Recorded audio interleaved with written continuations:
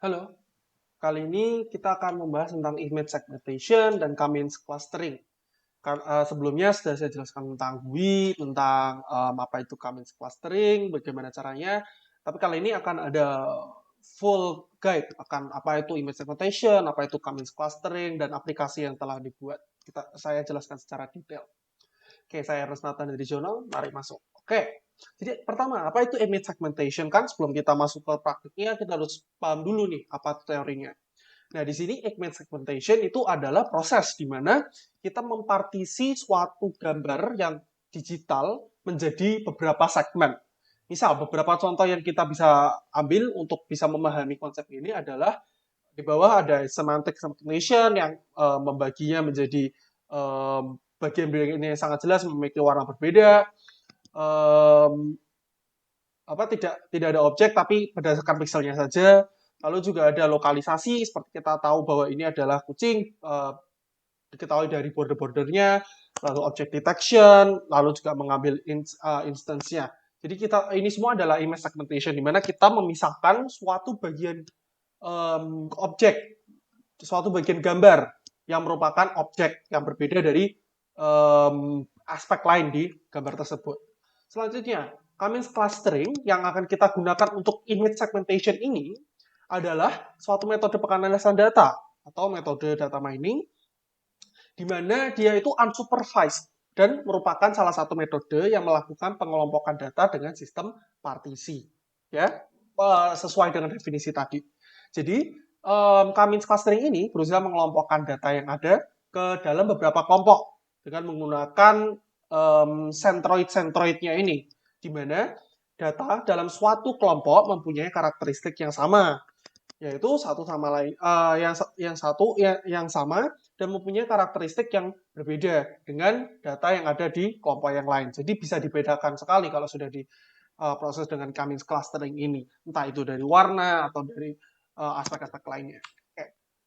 Jadi ada dua aturan di dalam K-means clustering ini. Satu, harus diketahui jumlah cluster yang mau diinput, yang perlu diinputkan ini ada berapa. Dan pada kesempatan kali ini kita akan menggunakan dua atau tiga karena itu tergantung pada warnanya ya. Nggak salah dua sentroidnya nanti. Iya, karena kita hanya akan mengambil dua warna, kita akan menggunakan dua sentroid nanti. Kita akan menggunakan ya dua cluster. Lalu yang kedua adalah atributnya harus bertipe numerik. Jadi apapun yang kita lakukan nanti terhadap datanya harus dijadikan numerik dulu. Entah itu jadi UN8 atau itu jadi nanti array. Nanti kita yang analisa. Aturan lainnya tentunya ada di modul scalar-nya sendiri. Jadi tidak akan saya bahas terlalu dalam. Nanti akan dikode saja. Cara kerjanya ada 6 tahap. Satu, kita menentukan K sebagai jumlah cluster. Tadi yang ada dua. Lalu dua, kita bangkitkan centroidnya ini awal secara random. Nah, ketahui bahwa dari 2 sampai 6 itu nanti bisa pakai magic lah. Nanti udah ada modul Python yang bisa dipakai untuk melakukan semua ini. Yang ketiga adalah, oh ya, ini harus secara random ya. Nanti kita akan explore lebih jauh tentang apa itu random. Ketiga, hitung jarak setiap data ke masing-masing centroid. Jadi supaya kita tahu ini seberapa beda sih sama titik ini gitu kan. Sama aspek ini yang mau kita bandingkan. 4, setiap data memilih centroid yang terdekat. Jadi dia hanya akan mengidentifikasi terhadap centroid-centroid yang paling mirip. Misal, jika ada centroid yang berpusat di warna merah misal, maka semua aspek lain di dalam gambar tersebut yang berwarna merah akan berkelompok ke daerah tersebut. 5. Tentukan posisi centroid yang baru dengan cara menghitung nilai rata-rata dari data-data yang terletak pada centroid yang sama. Yang keenam, kembali ke langkah 3, jika posisi centroid baru dengan centroid yang lama tidaklah sama. Nah, yang perlu diketahui di sini adalah sebenarnya apa sih itu tujuan dari K-means clustering ini? Jadi tujuan dari K-means clustering ini adalah membuat gambar supaya lebih sederhana, supaya lebih mudah dilakukan entah itu data mining atau jenis-jenis image processing yang lain. Karena jika elemen di dalam gambar tersebut terlalu banyak, ada dua masalah yang dapat timbul. Satu, akan susah untuk mengidentifikasi objek. Yang kedua adalah kalaupun berhasil untuk mengidentifikasi objek atau memanipulasi gambar, akan membutuhkan waktu dan sumber daya yang sangat lama. Makanya kita perlu menggunakan K-means clustering. Misal beberapa contoh K-means clustering yang ada yang di sekitar kita, kalau kalian tahu autonomous driving ada di mobil-mobil, itu kan mereka menggunakan kamera untuk mengetahui jalan yang akan mereka rute yang akan mereka ambil kan. Nah, sebelum gambar ini diproses untuk dianalisa kira-kira di sini ada hambatan atau tidak, apakah ini mobil, apakah ini jalan, apakah ini pagar dan lain-lain, ataukah apa ini lampu merah, itu dibutuhkan suatu bentuk clustering supaya sistem di dalam mobilnya tidak payloadnya tidak terlalu berat. Mereka bisa menjalankan pemrosesan atau identifikasi objek dengan mudah karena warnanya sudah tidak kompleks. Warnanya mungkin hanya hitam, putih, dan abu-abu atau sekitar itu. Nah, ini beberapa contoh yang bisa kita ambil. Contoh di sebelah kiri adalah tahap-tahap yang digunakan ketika memproses sesuatu. Kalau kita lihat di sini step 1, kita tentukan centroid yang ada dua ya, ada dua belah pihak. Terus habis itu kita proses dan pada akhirnya mereka akan berkumpul di centroid yang paling sesuai. Oke. Yang di sebelah kanan adalah cluster plot. Misal kalau clusternya ada 3, berarti kita bisa tahu nih data-data mana aja yang berkelompok di mana dengan melakukan plotting ini menggunakan K-means clustering. Dan itu adalah penjelasan tentang apa itu image segmentation dan K-means clustering. Sekarang saya akan menunjukkan aplikasi yang telah saya buat. Jadi tujuan dari aplikasi ini adalah mencoba supaya pengguna bisa mengetahui cara kerja dari image segmentation atau bisa mendapatkan manfaat dari image segmentation K-means clustering tanpa harus mempelajari coding dan lain-lain. Bahkan di sini saya sudah membuat suatu GUI yang sangat sederhana menggunakan Python dan Kinter. Kalau kita lihat di sini, tadi saya sudah run ini dari direktori ini, saya run python.main.py. Ini sebenarnya kalau mau juga bisa pakai py2exe, nanti bisa jadi executable buat Windows. Tapi untuk saat ini saya tunjukkan debugnya dulu. Oke. Jadi di sini kita lihat ada window, terus ada dua button, upload dan save. Jadi di dalam aplikasi ini ada dua fitur, ada upload, ada save. Lalu juga ada pemrosesan dan juga ada error handling. Nah, di sini kalau kita klik upload image, lalu kita upload sesuatu yang salah misalnya, kita upload yang salah dulu. China Oil misalnya. Nah, gambar tidak dapat diproses karena gambar tersebut karena file tersebut bukanlah gambar. Mari kita kasih yang benar sekarang. Oke, kita pakai gambar ini. Kita upload.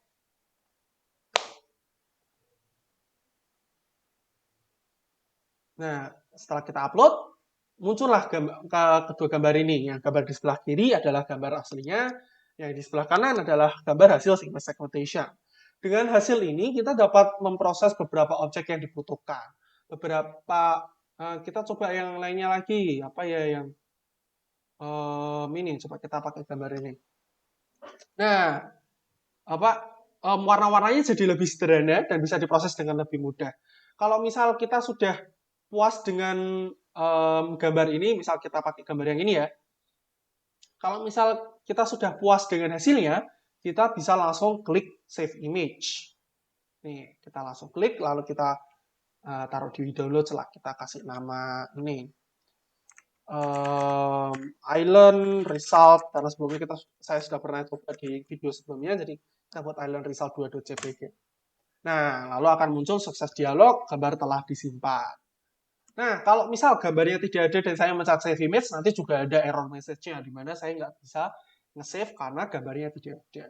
Oke, jadi itu adalah GUI. Itu adalah GUI-nya. Sekarang kita akan coba buka code-nya. Oke, kita lihat bagaimana nih cara melakukannya kan?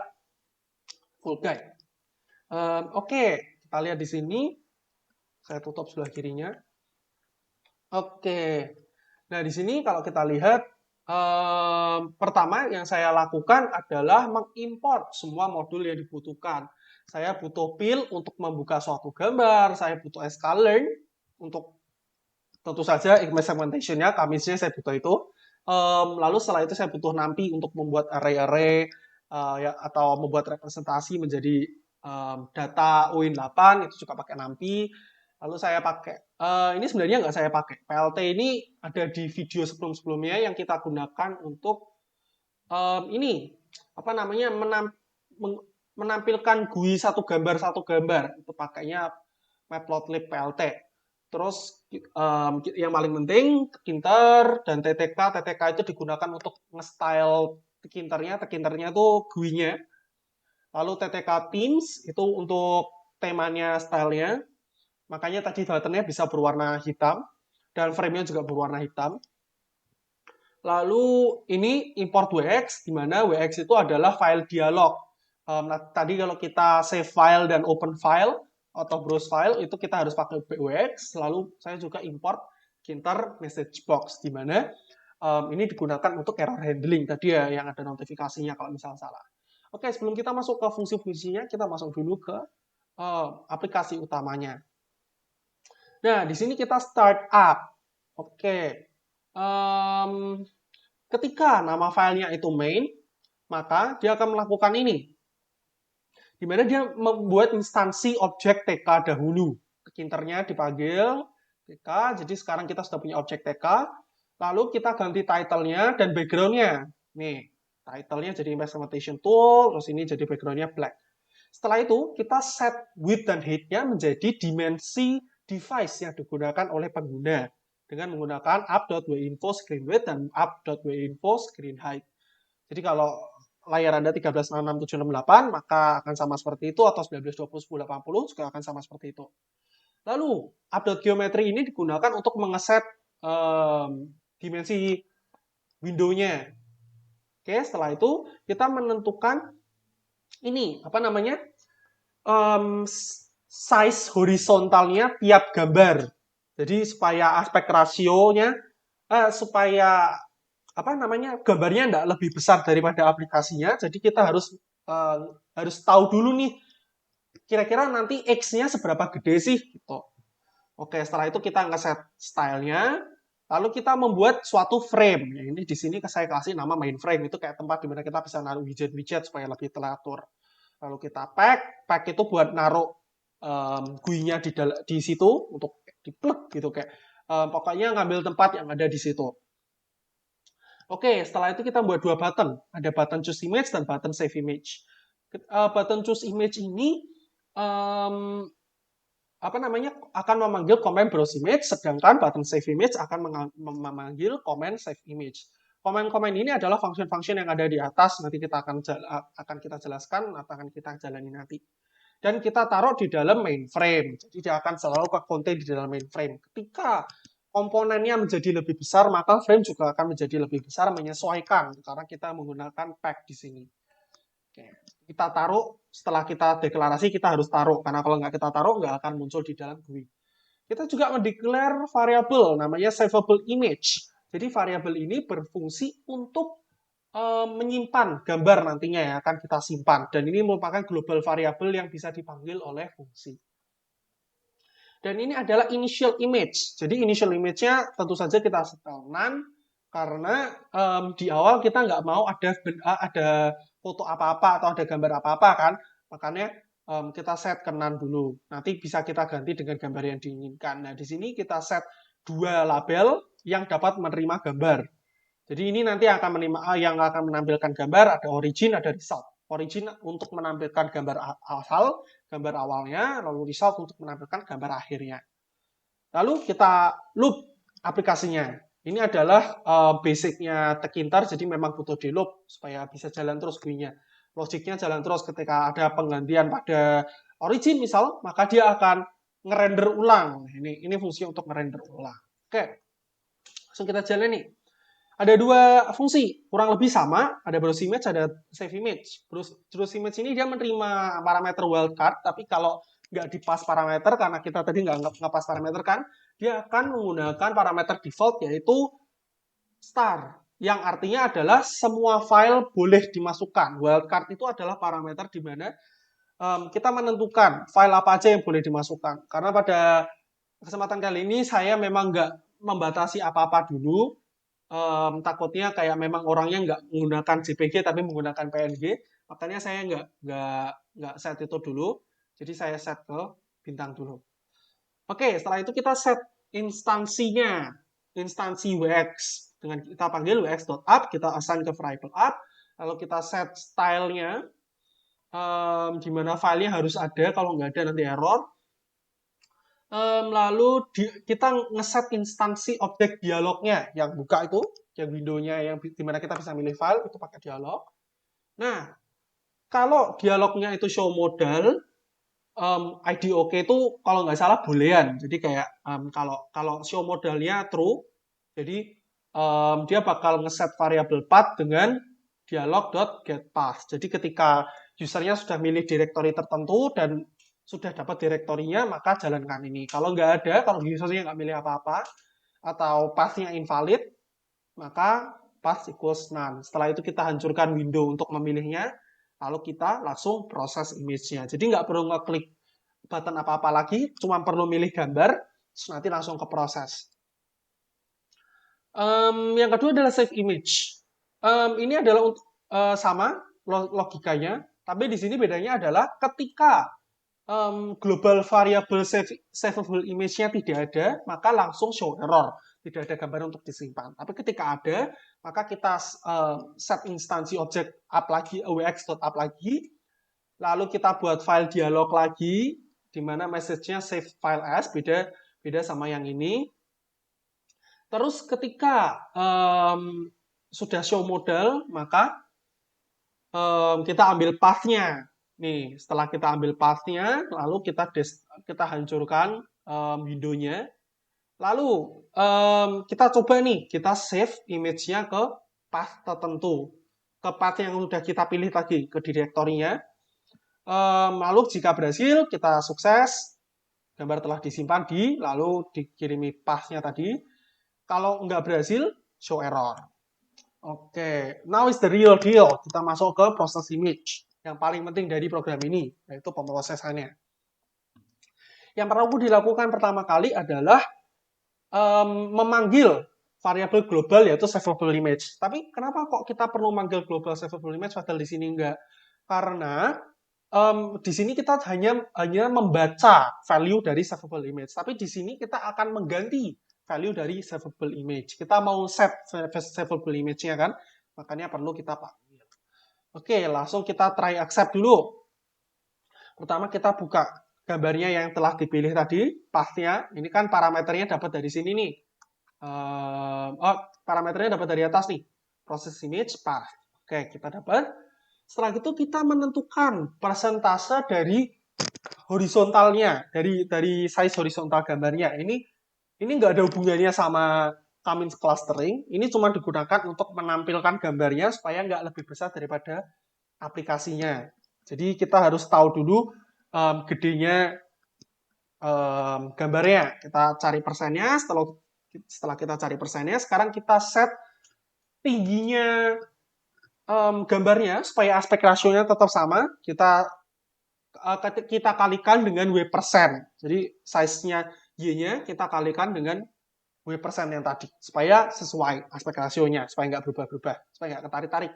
Setelah itu kita image display-nya yang akan kita tampilkan tadi, yang akan kita pas ke sini, itu kita resize. Nah, ini di sini di mana di resize kedua value ini, X dan Y, lalu samplingnya pakai image.nearest. Ini hack banget. Oke. Setelah itu, kita akan membuka,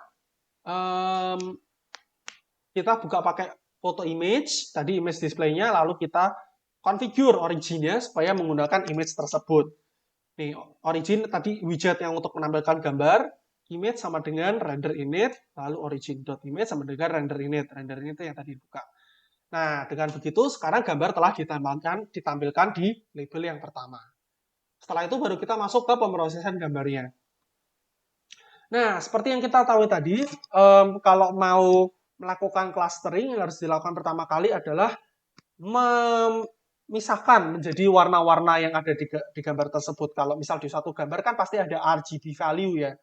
Nah, di situ kita bisa menjadi layer red, layer green, layer blue. Bentar, saya cek sebentar. Oke. Kalau layer, jadi setelah kita split menggunakan img.split, img itu yang ini ya, apa namanya? IMG itu image dari pil. Jadi pil sudah ada modul split.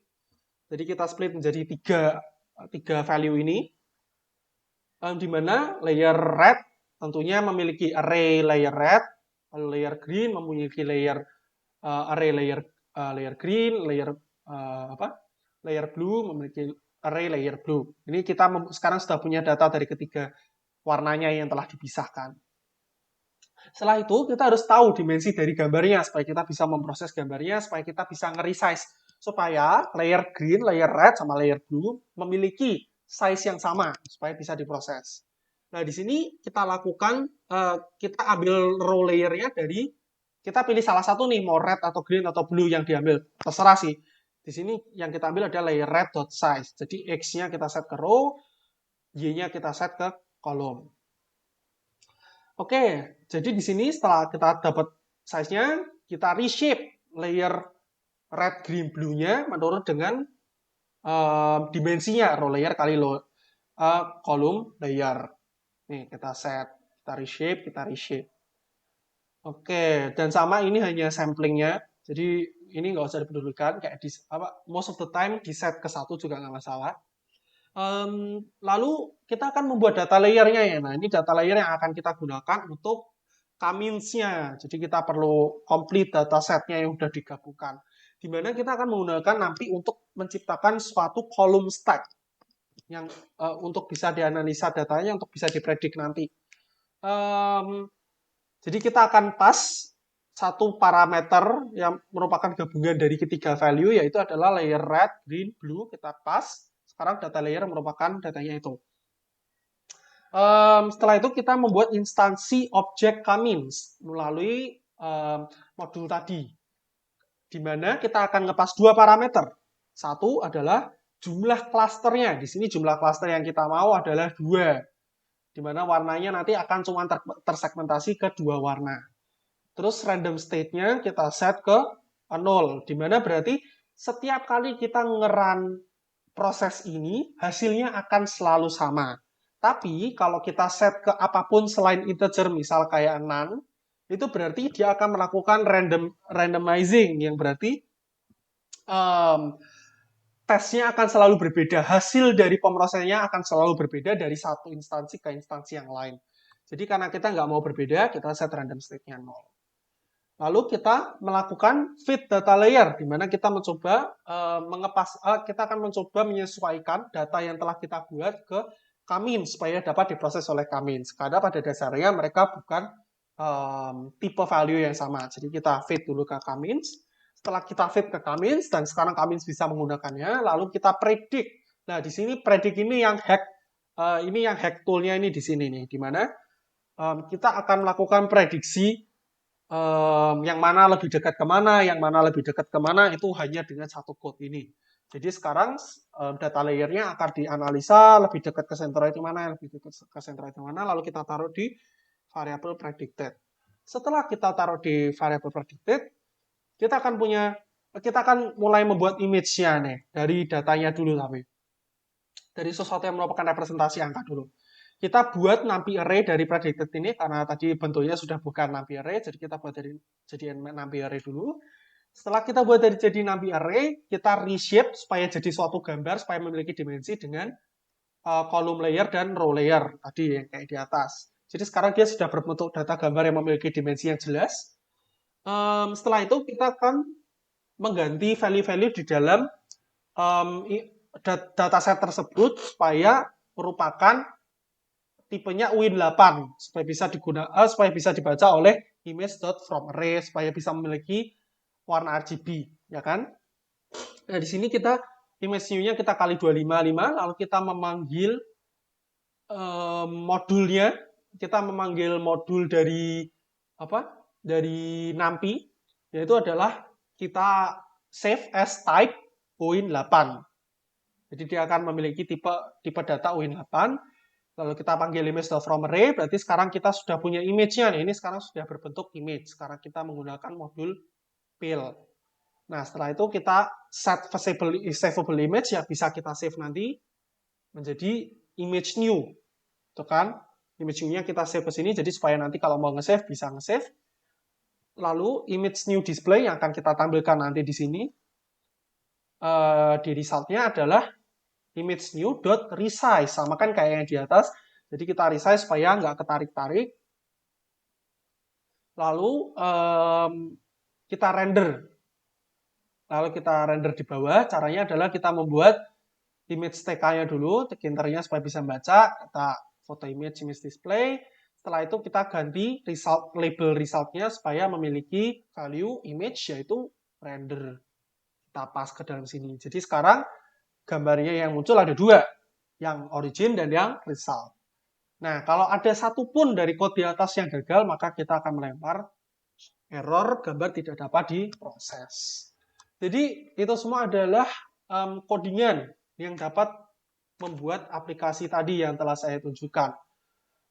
Terima kasih telah menonton tutorial kali ini. Akan ada tutorial lainnya di lain kesempatan. Dan terima kasih.